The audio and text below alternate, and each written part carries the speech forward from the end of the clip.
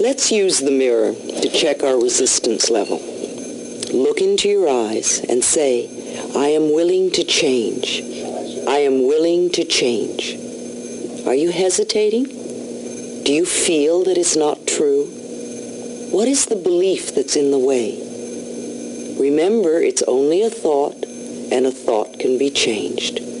Don't let this thought stop you from becoming free. We are looking for the real problem, not just the outer effect or issue. We create habits and problems to fulfill a need within us. When we can find a positive way to fulfill that need, we can release the problem. Willpower and discipline don't work to make permanent changes. See, if you're overweight and you diet, you can have all the willpower and discipline in the world. You can be really strong, and for months you may not eat one mouthful of food that you shouldn't eat. And the moment you drop your willpower and discipline, bloop, there's the weight again. It's because you haven't dealt with the real issue. You've only worked on the outer effect. The real issue with weight is usually fear, which creates fat for protection. And you can fight fat all your life and never get to the real issue. And you would probably die believing you were not good enough because you couldn't lose weight. Your need to feel safe could be fulfilled in a more positive way. Then the weight would leave by itself. So let's look a little deeper. If you're having problems with the last affirmation, I'm willing to change, then do this one. I'm willing to release the need for this problem or resistance. Let go of the need you have. Now, procrastination is another form of resistance, of saying you're not good enough. If you procrastinate, then you will not allow yourself to have what it is you say you want. Resenting another person having good in their life is another form of resistance to your own good. You will be giving out resistance to good, and that is what you will create in your own life. There is plenty for everyone. No matter how much air you breathe, there's still an abundance for every person on the planet to have as much as they can use. Many of us were raised to be victims, to feel that they are doing it to us. The problem with being a victim is stuck in their problem, and we no longer choose to be stuck. We are learning there is something we can do to free ourselves. If we say, I am willing to release the pattern in my consciousness that is creating this condition, then immediately we step out of the victim class and we begin to take our own power back. We realize that we can dissolve the problem that we helped create. See, when we scold ourselves, when we berate ourselves or make ourselves wrong, we are mistreating that 3-year-old child within us. How can we be happy and free when the child within us is miserable and frightened? If you had a frightened child before you, you would probably comfort the child so that it could feel safe and happy. Be gentle and kind and comforting with your inner child as you uncover and release the old negative messages within you. This is a wonderful adventure you're on, and you will never go through this particular process again.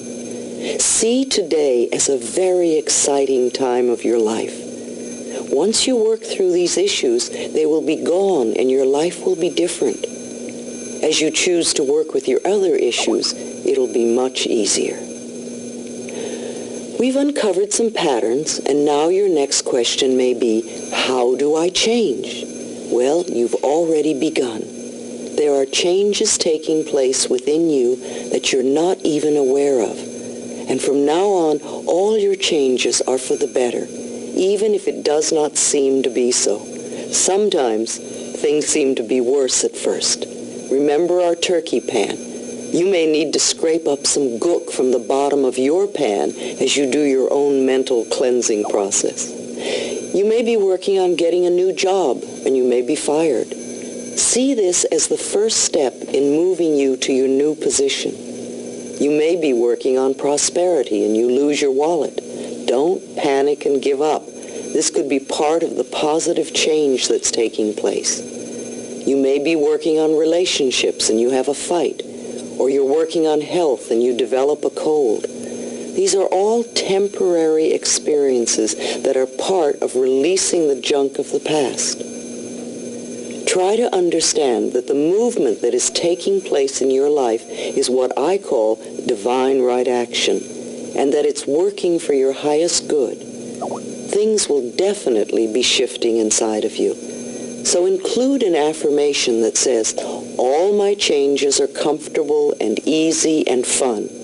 All is well in my life is an affirmation I used over and over again as I work through my own cleansing process. What is it you want to change in your life? What sort of problem or issue do you have that you want to release? Think about this for a moment. You could discuss this with a partner, or you could use your mirror as a partner. Either way, say this with me. I realize that I have created this problem, and now I am willing to release the pattern in my consciousness that is keeping this condition. Let's say it once more.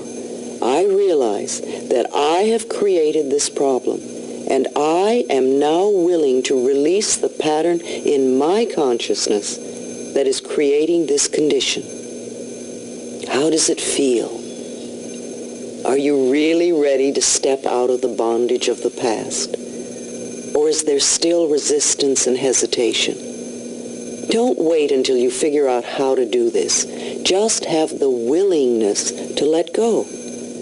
All you need to do is change your thoughts, and that universal intelligence, your subconscious mind, will figure out the hows. Your willingness to release will start the ball rolling, and things will begin to shift. Whatever the shift is, see it as positive. Your thoughts do not control you.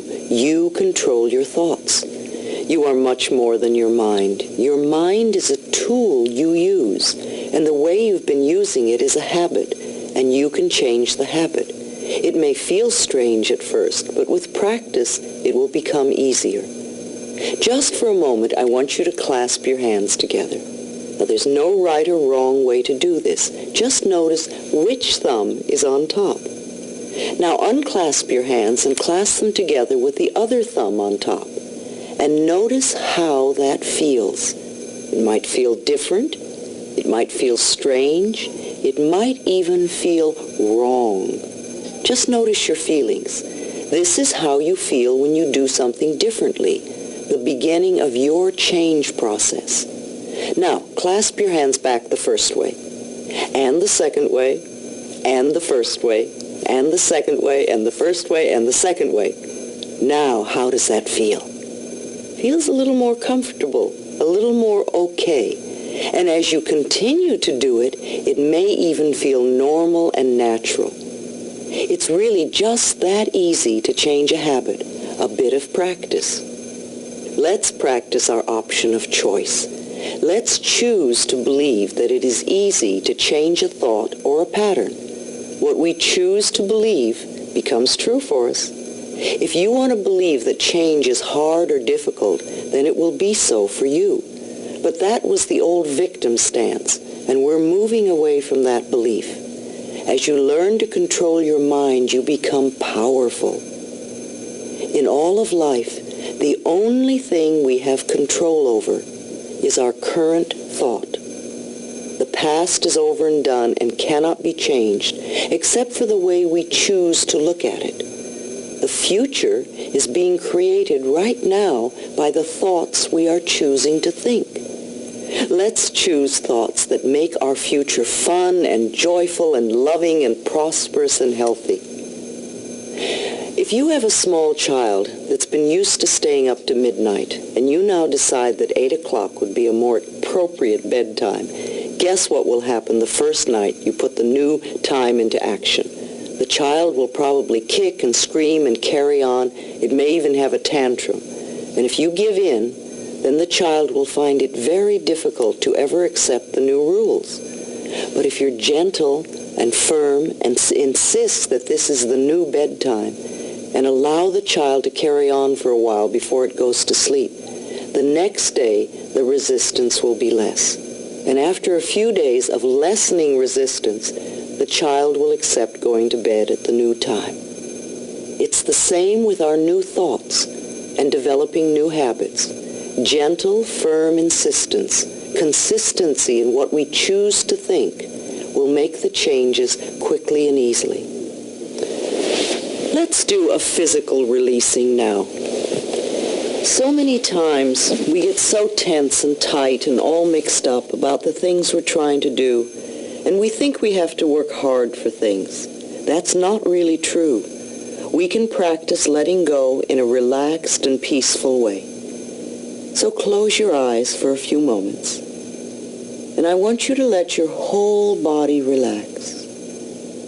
Let your scalp relax, your forehead, all the muscles in back of your eyes. Let your whole face relax. Let your shoulders relax. Have you noticed a difference in your body since we began to relax? If your body has been tense, then it means that your mind has been tense also. Let the rest of your body relax and be very comfortable.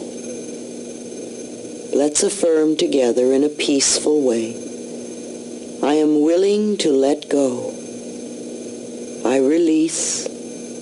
I relax. I release fear. I release anger. I release guilt. I release sadness. I release limitations. I release my parents' limitations. I am willing to forgive. I am at peace. I am safe. I am me. It is safe to be me. I let go, and I am at peace. And then open your eyes. It only takes a moment or two to do this releasing. Do it often until relaxing your body and your mind becomes a new habit. Changing doesn't have to be a struggle. We can relax and make it easy. I'm not telling you to hold in your feelings or pretend you're not upset if you are. Sometimes when we get upset, we need to have a physical release. We don't want to swallow our anger down and have it settle in the body so that it becomes pockets of resentment. And there are several methods to release these feelings in positive ways. Now, you could scream in the car with the windows rolled up.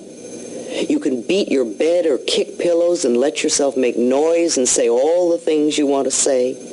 You can scream into a pillow if you're concerned about others hearing you. You can run or play a game like tennis to help release that energy. One day, I noticed I had a pain in my shoulder, and it was there for a couple of days. And I thought, oh dear, what is this? So I sat down and said, all right, Louise, think for a minute. And I said to myself, I have a pain in my shoulder. What does it feel like? It seems to burn, burning. What does that mean? It must mean anger. And I wondered what I was angry about, and I couldn't think of anything at the moment. So I got out a couple of pillows, and I started to really beat on them with all my might and make angry sounds.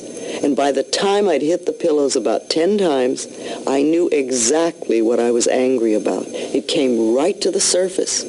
So I let it come out, and then I released it and let it go. And of course, by the next day, my shoulder was fine. I believe we could all beat the bed or kick pillows at least once a week, just to release those physical tensions we all build up in our bodies. If we don't release, then the past holds us back. I do not choose to live in the past, nor be held back by the past any longer.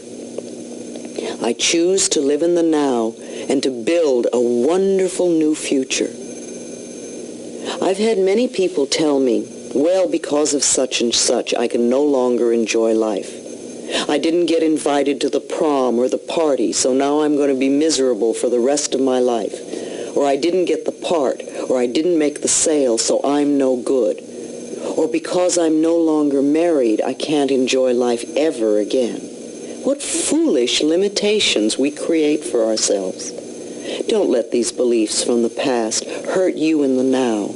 Release that emotional attachment. If we live fully in this moment, we cannot be hurt by the past, no matter what it was. If I asked you what you wore in the 3rd grade, you may or may not remember. If you remember, you probably wouldn't have much emotional attachment to it. You would just remember, and that would be it.